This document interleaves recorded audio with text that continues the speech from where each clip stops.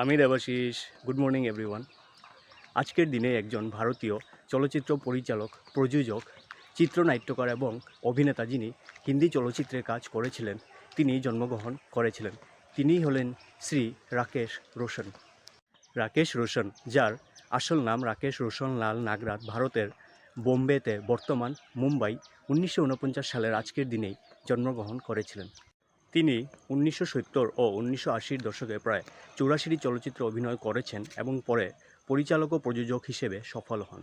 উনার পিতার নাম রোশন লাল নাগরথ, যিনি একজন পাঞ্জাবি সঙ্গীত নির্দেশক ছিলেন, এবং উনার মার নাম ইরা মৈত্রা, যিনি একজন বাঙালি গায়িকা ছিলেন। বিশেষ করে তার ছেলে ঋতিক রোশন অভিনীত ক্রিশ ও কহো না প্যার হ্যায় চলচ্চিত্রের জন্য তিনি সুপরিচিত।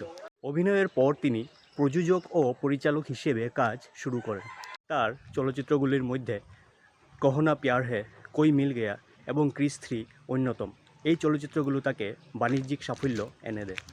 সুপারহিরো চলচ্চিত্র ক্রিশ ফ্র্যাঞ্চাইজির নির্মাণ করেছেন, যা ভারতে খুবই জনপ্রিয়। 2000 সালে ঋতিক রোশনের স্টারডমের পরে আন্ডারওয়ার্ল্ডের হুমকি আসে এবং রাকেশ রোশনকে আক্রমণ করা হয়। ওনাকে ভারতীয় অন্তর্রাষ্ট্রীয় ফিল্ম মহোৎসব আর গ্লোবাল ইন্ডিয়ান ফিল্ম অ্যাওয়ার্ডসের দ্বারা সম্মানিত করা হয়েছিল। ওনার 2003 সনের কোই মিল গয়া চলচ্চিত্রের জন্য রাষ্ট্রীয় ফিল্ম পুরস্কার আর ফিল্মফেয়ার অ্যাওয়ার্ডের দ্বারাও সম্মানিত করা হয়েছিল। 2025 নেক্সা আইফা অ্যাওয়ার্ডসে ভারতীয় সিনেমা জগতে উৎকৃষ্ট উপলব্ধির জন্য ওনাকে সম্মানিত করা হয়েছিল। রাকেশ রোশনকে একজন বহুমুখী প্রতিভাবান চলচ্চিত্র ব্যক্তিত্ব হিসেবে বিবেচনা করা হয়, যিনি অভিনয় থেকে শুরু করে পরিচালনা ও প্রযোজনা পর্যন্ত হিন্দি চলচ্চিত্র শিল্পে এক গুরুত্বপূর্ণ অবদান রেখেছেন। আজকের এই ভিডিওটা এতটুকুই আসিল।